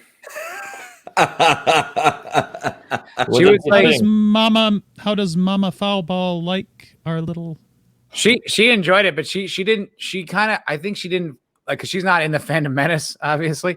So our dissertations about Manzel's and Mary Sue's kind of confused her. She didn't know where she's like, I don't know what those mean. I figured it out from context, but I didn't know what you guys were talking about. And she kind of got bored with those little things. I'm like, yeah, but that's what we do here. Like, it's a little out of her dictionary. Yeah, she's what you'd call like a normie. You know what I mean? Like, she's like someone who's a fan of things, but nothing wrong with the normies. They keep the world going round. Hey, without the normies, all the mudbloods, right? we can't keep a fandom going by ourselves. We need the normies, and so do they. We need the people that are interested and are willing to think a little bit further beyond the normal. We're trying to sell this to everybody who maybe you just want a drama, maybe you just want some action in your life, and you're watching this thing or that thing. And it's one of the things we like about this show is that we really appreciate it, and we talk about it at length because it is generally created to be such a deep thing. But also, we'd really love the support for it. We'd also love to talk about it to people who might not be into the deep science that they're satisfying, that might not be into the galactic plots, the solar system level plots that are going on, and that some people might not be interested in, and they just want to see the Rocinante taking on another ship that's trying to shoot them down too, and that's a big deal. And they want the feels, they want the story that explains why this person is doing that person. Yeah. That came out wrong. No, but well, I mean, sometimes you want to see why a person's doing another person too. I mean, Yes. Compelling. We don't have to care about who you do you, but maybe I might want to be interested to know why you do you, but I'm not there at this moment. I'm just saying. Yeah. Screaming Firehawks are the bestest fans ever. Here, sentient dildo. Here. Screaming Firehawks. I'm gonna miss Kaz next season. I am gonna miss Kaz, man. I hope they don't kill him. Holy shit! No, they can't, because he didn't get fired until after this was already shot. So yeah, I'm thinking they're gonna just have to explain it somehow in the first episode, And I've got a feeling they're going to bring Bull in. I mean, we just saw him pilot the Rossi like a bad. Hold on a second. If it's already shot, are you saying he's not going to be next season? So why not kill him? They've already said he won't be coming back. Yeah, The press release is out. This season was shot before they made that decision. Oh, you mean the next season? Yeah. Yes. So why not 6. kill him? Well, because like I said, it hasn't been. You could kill him, but then he's killed off screen because they're not going to. Yeah. Kind of like with Kevin with Spacey. Right. In House of Cards. Oh, look, he's dead. There's a similar. Oh yes, he died. It was a terrible accident. We all went to the funeral. It was a beautiful thing. It's really sad. Anyway, I'm gonna go for a walk. Carrying on. Killing anyone? Yeah. You know. Yeah, let's not dwell on the past now. yeah. It's because they finished filming season 5 completely before he was canned. So I mean, it is a fair question to ask.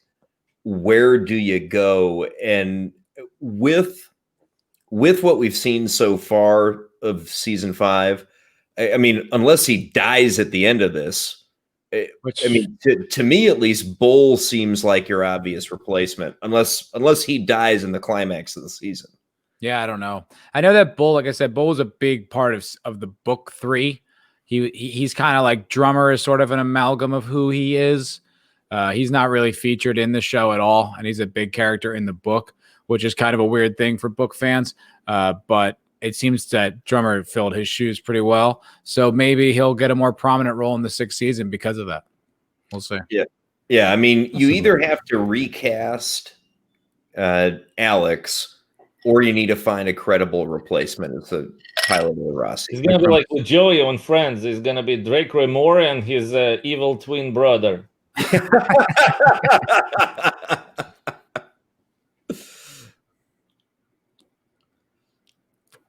Yeah. Sentient's saying he doesn't want to see him recast. I feel that way too. Yeah, I'd prefer you somehow explain why he's not there, and like I say, unless Bull dies at the end of season 5, I think you could slot him in. Yeah, I mean it would work. It would be a little jarring, but it could work. It could work. I hope these things. I mean, I'm not gonna read anything ever again about actors and actresses and scandals, because I mean, Kevin Spacey is a douche, but I will never stop watching The Unusual Suspects ever, and American Beauty, still great movies, great actor, douchebag of a person possibly. Don't care about movies. Separation of the actor from their acting. Yep. The artist from the art. Yeah. Glengarry Glen Ross. It's hard. It's hard to get rid of Spacey altogether. There you go. Yeah. Always be closing, man. Always be closing. ABC and coffee is for winners. That movie is so goddamn good. Classic. Kaiser Soze, man, that's always the best one for me. But And then he was Kaiser Soze. Sorry. yeah, the dude is a piece of shit. Kobayashi porcelain. Unfortunately, it's true. And I mean, I hate to say it, but I mean, it really looks like Anvar, well, probably not as bad as Spacey. Also, I mean, from what we're hearing, sounds like he did some messed up stuff. It seems from everyone who's read all the accounts kind of drew that conclusion too. I haven't brought myself to do it, but it does sound like it's kind of open and close. And, you know, Amazon, I guess to their credit, they took time. They didn't just immediately respond. They weren't just like, oh, well, we heard it and it's not, so he's fired. Like, they didn't do anything for like, I think those accusations came out in June and they made the announcement last month or maybe late November. So to their credit, they took their time to figure out whether it was credible, whether they wanted to get rid of him or not. So, which is what you should do. Agreed. When somebody has done something untoward, extremely inappropriate, you know, hits that assault type level kind of thing. Yeah, you got to can their ass. yeah. I mean, you have to. Yeah, it's not, there shouldn't be any kind of like, you know, oh, well, we like him. It's like, yeah, but what about the person they harmed? Yeah. Yeah. I mean, if if you have credible We're reason, not supposed to immediately cancel someone like Johnny Depp. hell no. Right. Exactly. That's what it, and that's and as I said, to Amazon's credit, they didn't. So give them that, I guess. Yeah. They must have found enough credibility to the accusations. So, which sucks. I mean, it just sucks that it's weird. It hasn't really bothered my enjoyment of the show, but it just sucks that it's kind of looming over the show. Yeah, and Chris makes a fair comment here. I mean, it's in particularly sad because he did a lot to try to save the show. Yeah, he did. He did. He was a big part of that. So, but yeah, I mean, Amazon seems satisfied that he did those inappropriate things. And apparently it wasn't even just people off. Apparently it was crew as well. Apparently there's like a girl on the crew or who worked for the show or something like that. He was also relentless with her as well. I don't know, man. Just you shouldn't. you don't piss where you eat, man. I mean, that's just look. It is what it is. There's lines. I think what it came down to is that it's a pattern of behavior. Because I know a filmmaker who tried to get him involved in something that she made, and she put something on Instagram right when all the accusations came out, and she said that he kind of not deceived her, but he kind of feigned interest in her project, kind of under the guise of actually just wanting to bang her. And she said, like, he didn't do anything inappropriate with me, but from the accusations, it sounds like it's in character. And so I was like, man, it just felt like there is it seems like there's validity to this. And very, very bummed. Yeah, it sucks. It just sucks. Like overall, like, I'm not going to fight for someone who did bad things, but I just know that I care about them. And it just sucks that it's like, oh, wow, too bad. Yeah. I hope you guys are not supporting the removal of Cara Dune, though. No. What? Not around here. Get out of here. Absolutely not. I only have Batman. Cara Dune's got her own show with a couple of X-Wing pilots, I hear. Oh, there's a stupid campaign to remove her. Yes, for the very same reason that they want to cancel everybody else, because she's uncontrolled. And it already seems like like Disney isn't going to stomp on her, at least not currently. Ascension, I think everything that we've heard is that if that's all it was, he'd still be on the show. He doesn't take no for an answer is basically the story. That's the impression. Yeah. So that's the impression. I mean, I that was one of the things when it might have been just a discussion with you and I, Jake D, that I was mentioning I didn't want any snap judgment on this, and I was willing to give him the benefit of the doubt, and it just comes down to the fact that they've done the research, and he's done more things. They did a several-month investigation, and they said this guy's got to this guy's got to go. I cannot find anywhere anybody who says the results of the investigation. All I see that there were allegations and the investigation was launched, but you're right. No results besides firing. It's all in-house. It's not. They didn't release the results. Public. They just decided to make that choice. It's just that the Reddit thread of allegations is like a mile long. No, the allegations themselves are public, but there is nothing that says they are true or not. The reason I think they are true is because of how long they took to make the decision, because it wasn't a snap decision. It didn't come that month. It happened in June. They made their decision in November, December. To me, that seems like a pretty healthy indication that the investigation came up with enough legitimacy to let them go, because it wasn't public pressure at that point. They could have kept going. I mean, this show exists in its own corner. I feel like even the people that care about that kind of thing would have moved on. I did not even know until you guys told me about that last podcast. Yeah, and Chris makes a point here that it's he wishes there was a way for him to be forgiven and they could keep it going the way it is, and asks if that's selfish, and it's not, right, because he is it's great the way you feel. Yeah. He's great. It's not a bad instinct, but it is selfish, because in the end, not to attack you or anything. But it's just like ultimately, it's like our enjoyment of the show is less important than like someone who got hurt. You know what I mean? Someone who's like, or if it's a pattern of hurting people, it's just kind of like you can't keep that guy around if that's his character. So it's like I feel the same way. I don't think that there is a guy. Well, it's like that's not selfish in a negative way either. It's just the idea that we are connected. He's done the actor who I was going to try to bring up his name, but is now fleed from me once again. It happens, stream brain. He has created such an excellent rendition of the character. We appreciate him. We feel for him like several of the other members of the crew. And that sort of, we want to see that continue.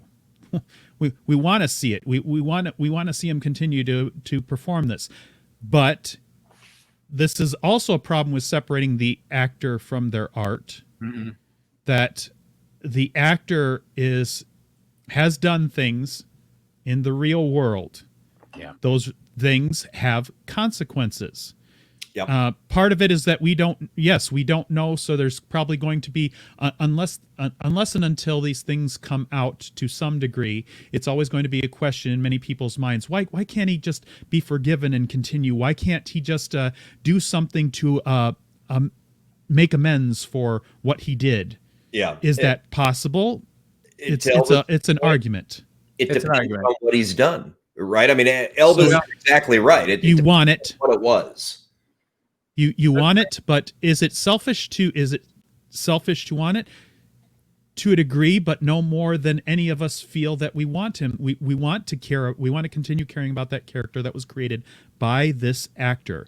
Right. We just are not going to get that because the realities of the situation are not going to happen, and it's not going to be fair to allow him to continue because what he did in the real world takes away from his ability to continue to perform his art. Yeah, and that's fine. So no future.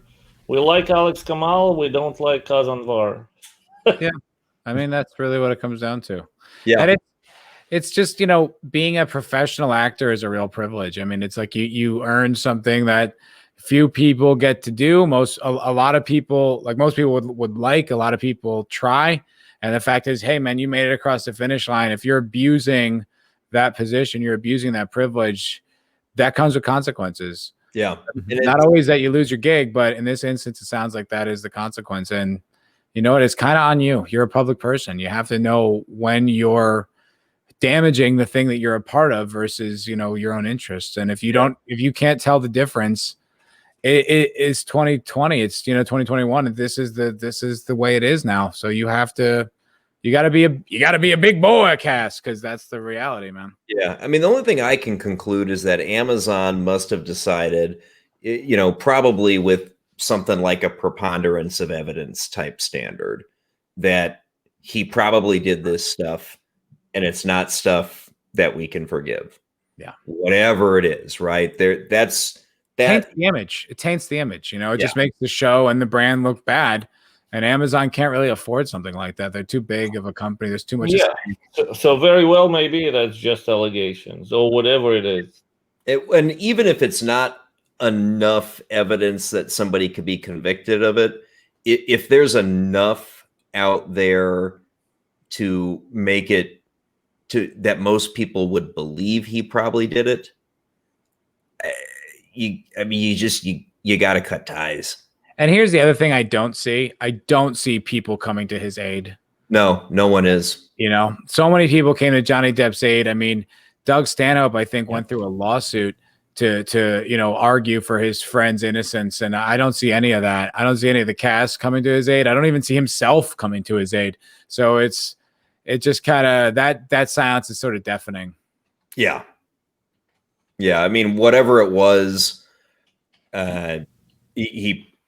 he probably did it or something like it. Yeah. To your point, not even he is trying to defend himself. I've heard him say absolutely nothing. And I know if it were me, I would never shut up about how innocent I am. I think it's the same that happened to Aziz Ansari, right? Same behavior. No, I think this is much worse. This seems more chronic. No, I I'm, think- I'm saying like from the perspective of the reaction, no reaction, and that's the right reaction in this case. You should not be talking at all because people, the people opinion court is always against you because it's more fun. Yeah, but Yep. the public came Yeah. out in defense of it. These people were like, they listened to the allegations. They're like, that's bullshit. Like, this isn't like worth canceling this person over because, you know, this is just a bad date. This doesn't mean he's a bad guy.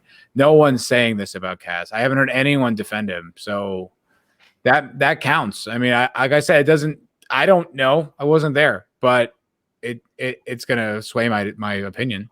It's certainly not a conviction, but it doesn't look good when nobody's coming to your defense. Yeah, man. Speak. And if you're innocent, fucking speak up. He hasn't said shit. So. And it could Jeez. also be under gag in order to prevent spreading thing.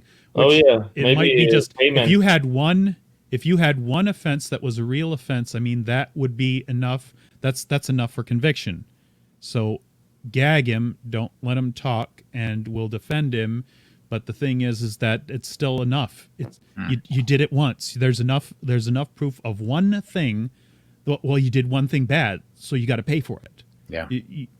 It's done. Yeah. Yeah. It just sucks that either it happened and that sucks, or it didn't happen and he's like a victim of the times, and that sucks. I mean, either way, it sucks. And the fans suffer. Elvis, we're not going to do that. But What did Elvis say? it all comes to trust the system yet again.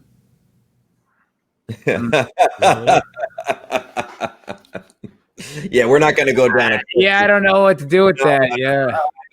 No, we'd go way off topic if we started talking about that.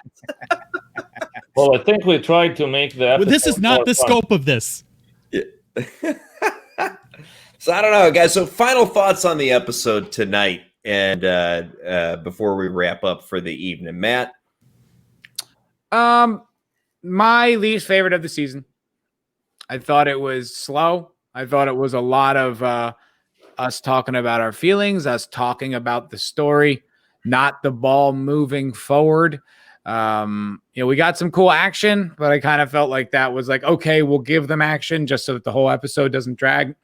What I'm hoping is that it's in service of the next 3 episodes being just rock and roll, AC/DC, just, full bore all the way through. And I feel like that's what it's going to be. The setup was so strong. This just felt like, we got to buy ourselves a little time. That's what it felt like. It wasn't bad.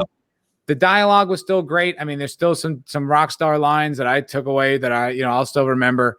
It just was probably my least favorite, but that's, we're still talking about like my least favorite 5-star meal. Yeah, fair enough. And just real quick, Chris has brought up that, there's been some review bombing done on the show because of the weekly release. We saw that happen with The Boys in September as well. Yeah, the boys. And we've talked about this on other streams too. Yeah, but it's basically a lot of people have gotten used to binge drops of an entire season because that's what Netflix always did. And that's what Amazon kind of did at first. And from my point of view, and I'll just be honest, there's as a fan and as a YouTuber, I have 2 very different reasons to actually like the fact that they've made this change. As a YouTuber, this gives us shit to talk about every single week for a couple of months, and that's a good thing. Agreed. It is a good thing. By the way, I would like to bring up something from the point of view of this particular discussion.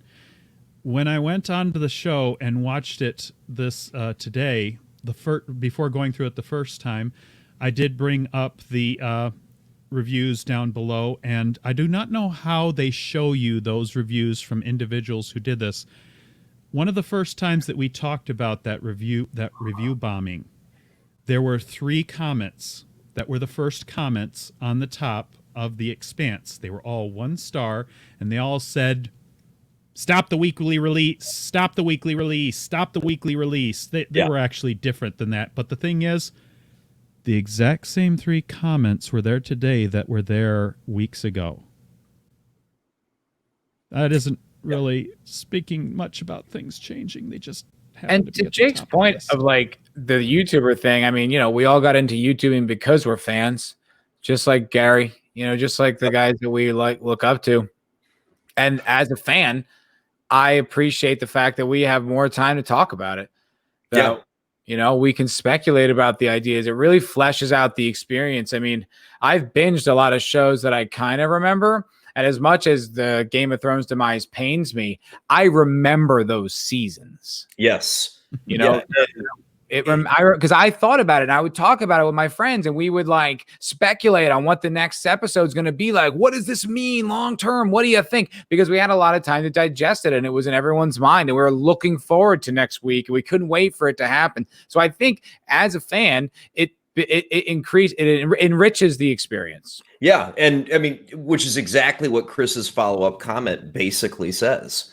Is he's looking out alternate material and additional stuff for that reason, right? Yeah. And Well, also the whole thing about this binge, I mean, binge content was created initially by a bunch of shows that were released in toto after their runs were complete.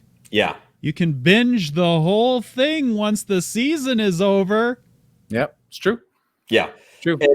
And Dan said this is to an extent going into kind of like why I like that they're doing it weekly, right? The YouTube part where we're doing streams and having fun and chatting with people, like, it gives us 2 months worth of shit to talk about. Yeah. As a fan, I love it because in order for this show to be more popular, right? To your question, Dan, you need buzz and you need people talking about it. And you need to, have you go to your buddy and say, my God, have you seen The Expanse yet? You need somebody like Critical Drinker to finally sit down and watch the show. And have, not to mention, you bring that up right now, and I want to interject this. Critical Drinker listed one of the reasons that he had not gotten into The Expanse was that except for the people in his comments constantly trying, just like you, Matt, just for the people constantly trying in his comments to get him to watch the show, he had heard almost nothing about it. Why the heck has he heard nothing about it for 5 freaking seasons? It's a tough sell, man. That's the hardest thing. Yeah, the reason he never heard anything about it is because Syfy is a shit network and nobody watched it. Yep. So there's seasons 1 to 3 explained. And they market it poorly. Yeah, season 4 was binge dropped, and it was binge dropped on the same fucking weekend that The Rise of Palpatine hit theaters. And so it just got swamped, and no extended talk. And we've also talked about that the first 3 episodes of the show are tough because you don't have a core group of people to follow. At least that's my theory. So I think people are like, "What's this Expanse thing?" They get halfway through the first episode, and they're not interested. So I think it's like, there's a weird buzz. It's a very passionate buzz, very passionate fan base, but it isn't. It doesn't have like a Game of Thrones credibility where everyone's talking about it everywhere you go. You can't escape it. You just meet a couple weirdos like us who are obsessed. But listen, one thing I wanted to say that for me, it was not easy to get on it. I loved Babylon 5 episode 1. I loved the Battlestar Galactica episode 1. They start awesome. Expanse starts slow. And I think the 3rd or 4th episode, she's like some dirty people on some space station, and Miller did not look attractive at all. This weird the hair, yeah. I still looking for hair. A bad hairstyle. I still like it, Drinker. I still like it. So yeah, I mean, it took me a while to get there, and now when I started rewatching the first 3 episodes, I mean the first season again, it looked very different because I was looking for things like, oh, that's why. Because the first one, I was looking at my phone most of the time because it's like, okay, let's get to the action already. When the Cylons are gonna come out, because PDCs are definitely from Battlestar Galactica. I mean, it's just like they even have the same sounds that their battleships were doing when they were shooting those cannons. I had the same issue, man. I had the same issue, and I think it ultimately has to do with the fact that the crew is not a crew, and you don't really know who you're following. And once you know, and like you said, you go back and rewatch it, it seems amazing. But as an audience member, as an outsider, and you're not connected with anyone on the show yet, it is. I do think it's a tough sell, and I think that needs to be like just another red shirt. You're mod, we got him into the show. But it was like he came on one of the streams with on Vigilante's channel, and he's just like, "Can you make me understand why this is good?" And I was like, exactly. "Just episode 4." Exactly. And he's in now. Now he's obsessed. But it took a guide to get him there. I have a question for you also, because you are someone on the panel, AW. The book, you got into the audio book.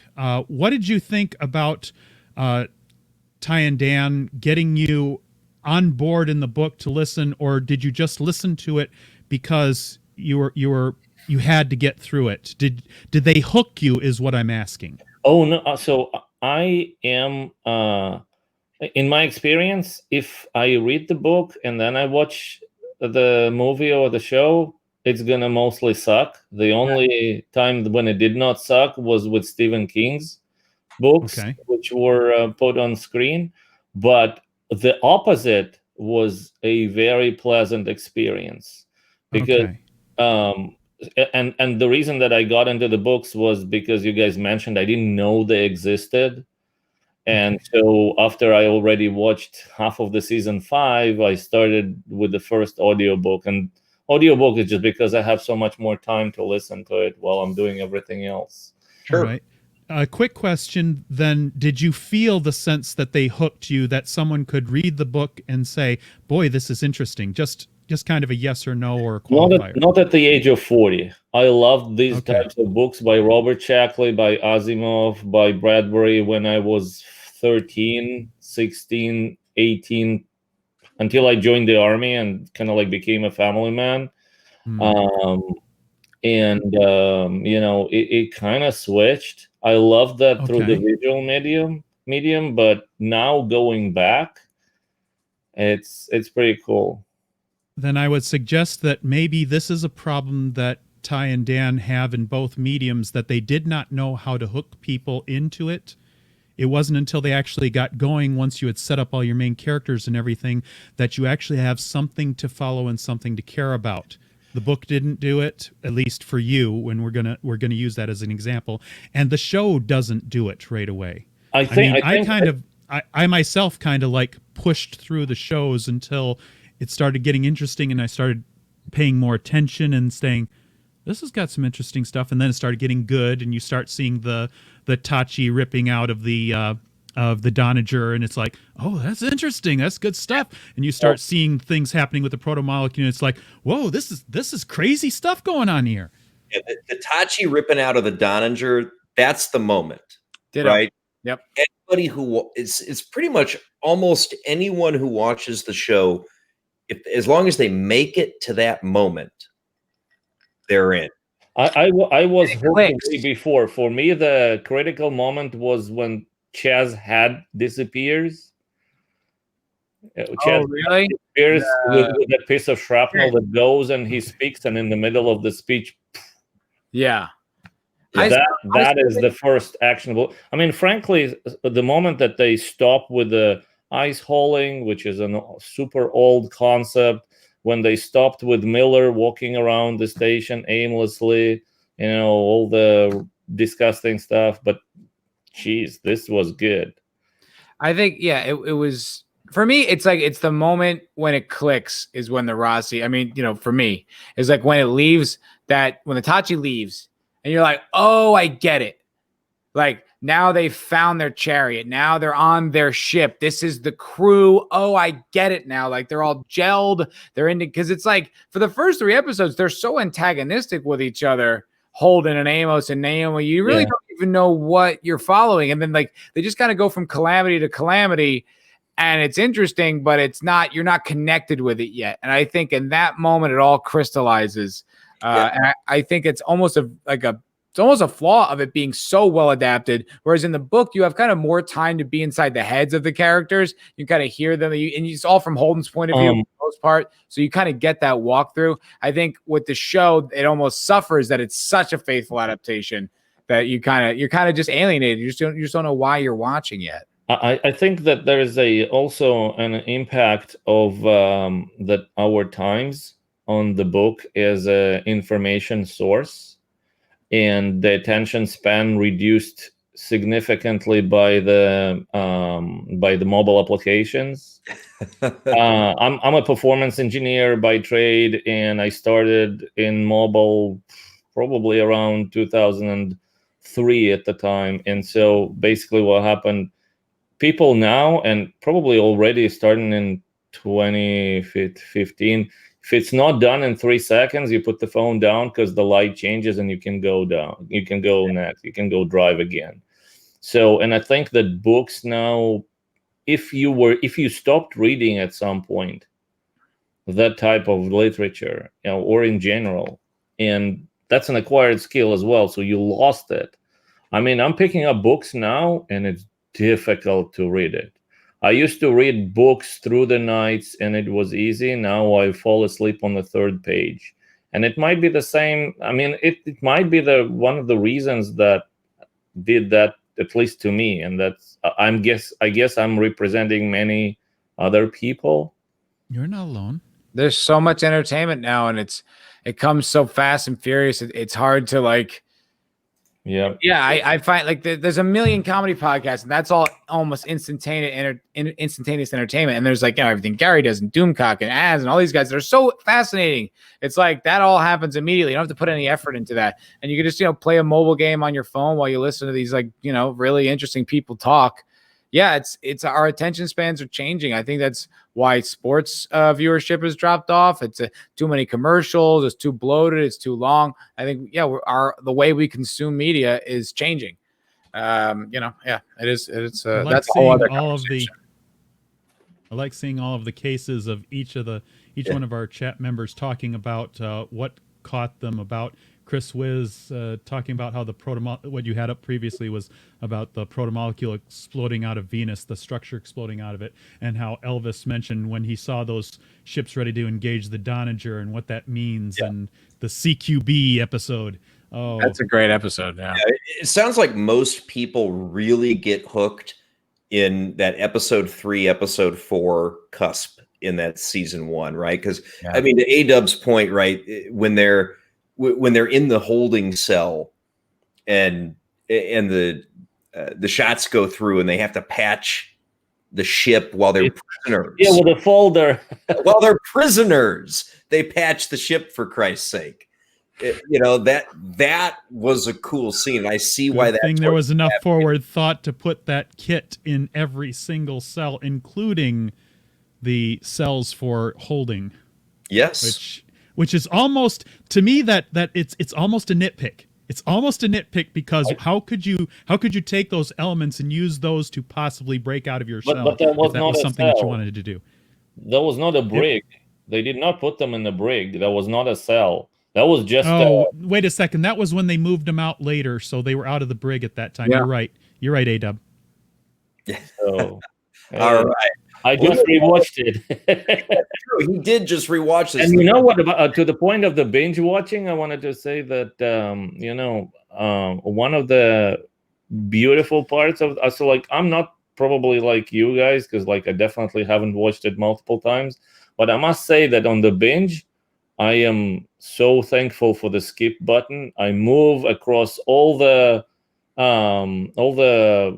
feely touchy because I'm not interested in that. I want to just see one story. And in this book, it's interesting. It's like in the Game of Thrones, in the Song of Ice and Fire, where they name the chapters by the name of the character that the chapter is about, right? And so like for example, in Game of Thrones, I was just skipping until I got to Daenerys. skip. Daenerys, skip. I was interested in that. That was the most actionable. I was interested in that. Was cool. The rest I could read separately or maybe differently or whatever, but I didn't. And the same thing here. I'm not interested in Naomi's story, frankly. Yeah, I can analyze it till midnight, but I need the rainy days as much as the sunny. Okay. Like I like the nuance. I like all the. But yeah, my friend Lindsay used to do the channel with me. She said the same thing. She didn't like the Naomi Holden like love story, and I was like, I don't. There's nothing about this show I don't like. They're different people. I like Schwarzenegger movies. I like when the guy wins from the beginning to the end, and there is no like Stallone, which does that like over the top, and at first everybody is hitting him, and then he's like, "I'll prevail." I like the guy who just goes like, "I'll destroy you from the very beginning." Listen, I love Total Recall. I love The Running Man. I like Running Man. Commando. That's the movie where he does it all. See, that doesn't interest me. I try to like movies like that, but I'm like, this is just too much. I let him go. Anyway, I know Jake throws the knife at the guy, sticks him to a tree. Stick around. Yeah. Right. Final thoughts on tonight's episode, man. We're gonna get wrapping up, my brother. Is that me? Yeah, you, Bob. Good episode. Can't wait for the next one. Thanks, guys, for talking about it. I'm gonna go back and watch some more of season 3, and I'll do my homework for the next episode.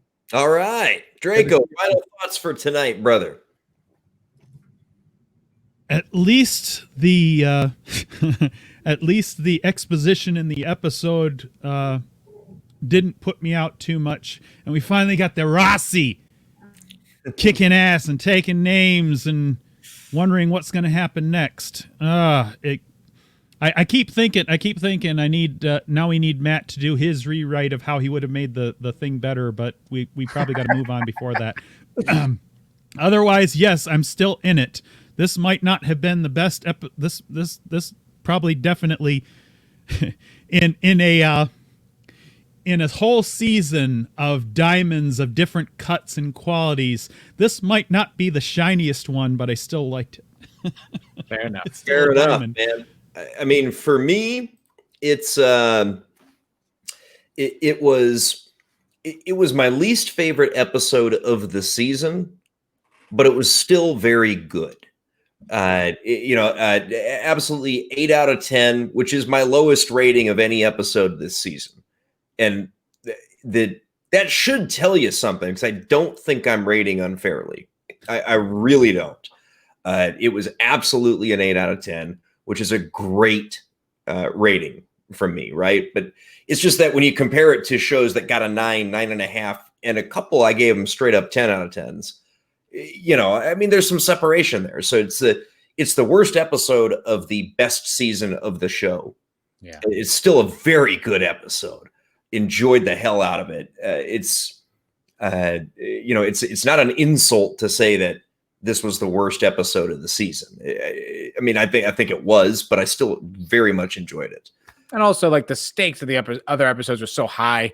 I mean, you had meteor impacts on Earth, and Amos is in the bottom of a prison, and there's like a lot going on. So, yes. By the way, you got this highlighted comment to the end of it. They are dropping within 6 minutes, based on my exposure, except for the first 3-parter. They dropped within 6 minutes of 7 p.m.